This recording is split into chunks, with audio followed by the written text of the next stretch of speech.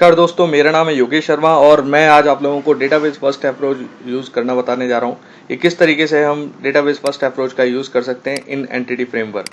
तो बहुत ही इंपॉर्टेंट चीज़ है और आई थिंक आपके लिए काफ़ी यूज़फुल होगी। तो चलिए अपन ये जो डेटाबेस फर्स्ट अप्रोच मैं आपको बताने जा रहा हूँ उसके अंदर मैं कंसोल एप्लीकेशन यूज़ में लूँगा। अभी एमवीसी पर नहीं आ रहा हूँ, एमवीसी पर भी करना बहुत आसान होता है, लेकिन अभी एक छोटे से सिंपल से एग्जांपल के लिए मैं आपको कंसोल एप्लीकेशन के अंदर ये चीज़ बताऊंगा। एग्जांपल को समझने के लिए सबसे पहले मैं आपको एक चीज़ बता देता हूँ कि डेटाबेस फर्स्ट अप्रोच का मतलब क्या होता है और इसे कहाँ यूज़ में लेते हैं।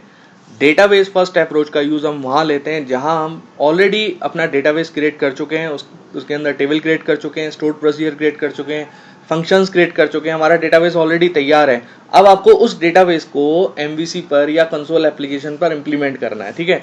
तो इस एग्जांपल के अंदर मैंने गणेशा 2 के नाम से ऑलरेडी एक डेटाबेस बनाया हुआ है जिसके अंदर कुछ टेबल्स भी हैं, एक कुछ आई थिंक प्रोसीजर भी होंगे, और नहीं भी होंगे तो अपन उस प्रोसीजर्स को यहाँ बना सकते हैं, ठीक है। तो ये कोई बहुत बड़ा टास्क नहीं है। तो चलिए अपन एक कंसोल एप्लीकेशन यहाँ क्रिएट करते हैं। तो विजुअल सी शार्प को यहाँ से सेलेक्ट किया, कंसोल एप्लीकेशन सेलेक्ट किया, नेम इसका दे दिया EF और इसे मैं कर देता हूँ ओके। तो देखिए दोस्तों, अपना ये प्रोजेक्ट क्रिएट हो चुका है। अब आपको सबसे पहला काम करना क्या है, इसके अंदर एंटिटी फ्रेमवर्क को इंस्टॉल करना। लेकिन अगर आप इसे चाहें तो स्किप भी कर सकते हैं। आप क्या करें, एंटिटी फ्रेमवर्क को भी विजुअल स्टूडियो के ऊपर छोड़ दें कि वो एक खुद क्रिएट करेगा। आपको सबसे पहला काम क्या करना है कि ऐड पे जाके यहाँ से जाके न्यू आइटम को सेलेक्ट करना है। न्यू आइटम को सेलेक्ट करने के बाद आप डेटा टैब में जा सकते हैं। डेटा टैब में जाने के बाद आपके पास एक ऑप्शन है ADO.NET एंटिटी डेटा मॉडल, ठीक है। एंटिटी डेटा मॉडल क्या होता है ये मैं ऑलरेडी डिस्कस कर चुका हूँ, तो इसके बारे में मैं ज़्यादा कुछ डिस्कस करने नहीं जा रहा हूँ। मेरे इस एंटिटी डेटा मॉडल का जो नेम होगा वो मॉडल 1 होगा। अगर आप चेंज करना चाहें तो इसे चेंज कर सकते हैं। जैसे मैंने यहाँ लिख दिया गणेशा मॉडल, ये मेरे नेम हो गया एंटिटी फ्रेमवर्क का, एंटिटी डेटा मॉडल का, ओके। ऐड कीजिए। ऐड करने के बाद ये कुछ ऑप्शंस आपसे मांग रहा है कि कौन कौन से ऑप्शंस हैं। देखिए मैं आपको एक बार बेसिक इनका बता देता हूँ। EF डिजाइनर फ्रॉम डेटाबेस, इसका मतलब ये है आप इस टेम्पलेट को तब यूज करते हैं जब आप डेटाबेस फर्स्ट अप्रोच का यूज करते हैं, यानी कि ऑलरेडी डेटाबेस आपका बना हुआ है, ठीक है। सेकंड अप्रोच है MTEF डिजाइनर मॉडल। ये मॉडल फर्स्ट अप्रोच के लिए, यानी कि आप मॉडल एक डिजाइनर के थ्रू, विजुअल डिजाइनर के थ्रू, जो आपके विजुअल स्टूडियो के अंदर ही होता है, उस डिजाइनर के थ्रू डिजाइन करना चाहते हो और उसके अकॉर्डिंग डेटाबेस क्रिएट होना चाहता है, तो उसके लिए आप इस टेम्पलेट का यूज करते हैं। MT कोड फर्स्ट मॉडल, यानी कि कोड फर्स्ट अप्रोच का यूज कर रहे हैं तब आप इसे यूज में लेंगे। या कोड फर्स्ट फ्रॉम डेटाबेस, ये एक नया आपका ऑप्शन है जिसमें आप क्या कर सकते हैं कि कोड फर्स्ट अप्रोच ही यूज करना चाहते हो लेकिन आपका ऑलरेडी डेटाबेस बना हुआ, तो उसमें कुछ चीजें आपकी यहाँ इंप्लीमेंट हो जाती हैं, ठीक है। तो चलिए अपन इसके बारे में ज्यादा डिस्कस नहीं कर रहे हैं, अभी हम डेटाबेस फर्स्ट अप्रोच के बारे में ही डिस्कस करेंगे। तो EF डिजाइनर फ्रॉम डेटाबेस को आप सेलेक्ट कीजिए, नेक्स्ट कीजिए। न्यू कनेक्शन आपको यहाँ देना है, तो आप किससे कनेक्टिविटी करना चाह रहे हो। मेरे पास एस्को सर्वर मैनेजमेंट स्टूडियो है, उसके अंदर मैं कनेक्टिविटी करना चाह रहा हूँ, तो मैं माइक्रोसॉफ्ट एस्को सर्वर को सेलेक्ट करूंगा।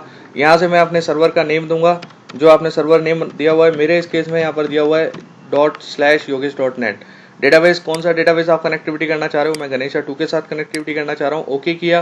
तो आप देखें यहाँ पर ये सामने आपकी विंडो आ गई जिसमें आपके यहाँ कुछ एक तो कनेक्शन स्ट्रिंग आ रही है जो web.config फाइल के अंदर स्टोर होती है, जिसे आप मल्टीपल टाइम कॉल भी कर सकते हैं, और कनेक्शन स्ट्रिंग का जो नेम होगा वो होगा गणेशा 2 एंटिटीज, ठीक है। अब आप किस एंटिटी फ्रेमवर्क का यूज करना चाह रहे हैं, जो अभी करंटली चल रहा है वो 6.x यानी कि 6.1.3 है, तो ये उसी को इंस्टॉल करेगा। आप नेक्स्ट कीजिए। नेक्स्ट करने के बाद अब आपसे टेबल्स और स्टोर्ड प्रोसीजर के बारे में पूछेगा, ठीक है। तो अभी मैंने यहाँ कुछ स्टोर्ड प्रोसीजर बनाए हुए लाइक चेक यूजर नेम, ये 2 स्टोर्ड प्रोसीजर ले लेता हूँ सिंप्लिसिटी के लिए। और डेटाबेस के अंदर जिन जिन टेबल्स की आपको रिक्वायरमेंट है आप उन टेबल्स को यहाँ पर डिफाइन कर दीजिए, उनको सेलेक्ट कर लीजिए, ठीक है। सेलेक्ट करने के बाद आप फिनिश करेंगे तो आप देखेंगे कि एंटिटी फ्रेमवर्क 6.1.3 तो इंस्टॉल होगा ही, साथ के साथ आपका एक कंप्लीट प्रोजेक्ट भी तैयार हो जाएगा।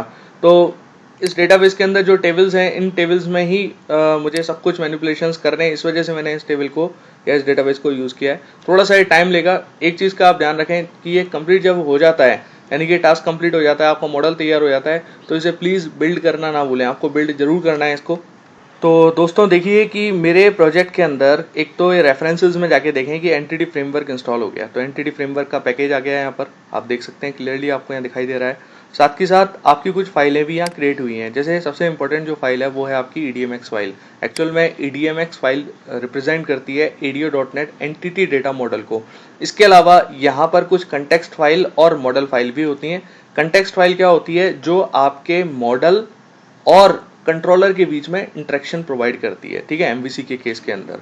तो आप यहाँ देखिए कुछ टेबल्स आपकी यहाँ क्रिएट हो चुकी हैं, लाइक इन्फो के नाम से टेबल क्रिएट हो चुकी है, ये क्लास क्रिएट हो चुकी है, इन्फो नाम से ऑलरेडी टेबल है, उसके अंदर जितनी प्रॉपर्टीज़ हैं वो प्रॉपर्टीज़ आपकी यहाँ पर शो हो रही हैं। आप इसे अगर देखना चाहें तो आप देख भी सकते हैं कि इन्फो टेबल के अंदर मेरे पास 3 कॉलम्स हैं, आईडी, नेम और एफ नेम। ठीक है, ये तीनों नेम आपके या फील्ड आपके यहाँ पर क्रिएट हो चुके हैं। साथ के साथ अगर अपन आगे चलें इसके कंटेक्स्ट फाइल में या डेटा कंटेक्स्ट फाइल में, तो आप यहाँ देख सकते हैं ये context.tt एक टेम्पलेट है। ठीक है, और इसके अंदर जो इंपॉर्टेंट चीज़ है वो है आपकी Ganesh model dot context file या गणेशा एंटिटीज। ये डीबी कंटेक्स्ट को इनहेरिट करती है। ये एंटिटी फ्रेमवर्क की क्लास है जिस क्लास को इनहेरिट करने के बाद ही आप सब कुछ परफॉर्म कर सकते हैं। ये आप इसे ये भी बोल सकते हैं कंसेप्चुअल मॉडल हो गया। इसमें आप देखें जितने भी डेटाबेस के अंदर टेबल्स बनी हुई हैं उन सारी डेटाबेस टेबल को प्लूरल फॉर्म के अंदर ये स्टोर करता है। तो ये आप डीबी सेट के अंदर यहाँ पर देख सकते हैं।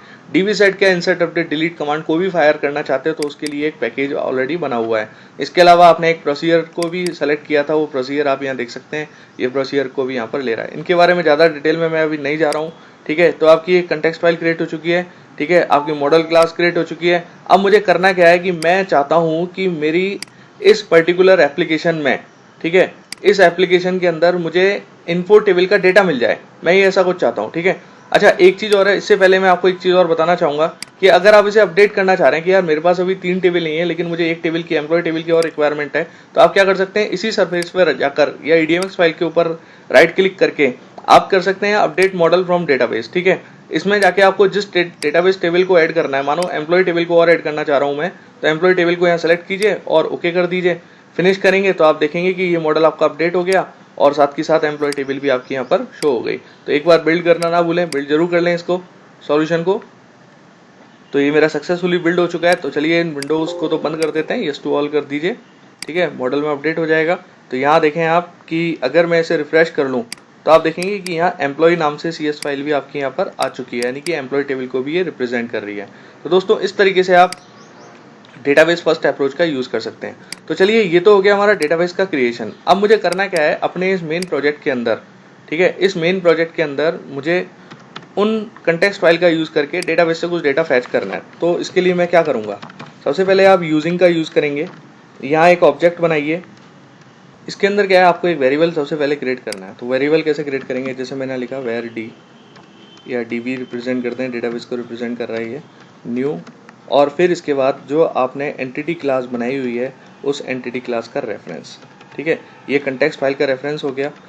यूजिंग का यूज करने का बेनिफिट क्या होता है, यूजिंग का ये बेनिफिट होता है कि जब ये स्टेटमेंट आपका एग्जीक्यूट हो जाएगा, यानी कि DB का ऑपरेशन परफॉर्म हो गया, तो ये मेमोरी से भी डिस्पोज हो जाए। ठीक है ना, इसके रिसोर्सेज कंज्यूम नहीं करे मेमोरी पे, तो इसलिए अपने को यूजिंग लगाना चाहिए। डिस्पोज मेथड को आपको अलग से कॉल करने की रिक्वायरमेंट नहीं होगी।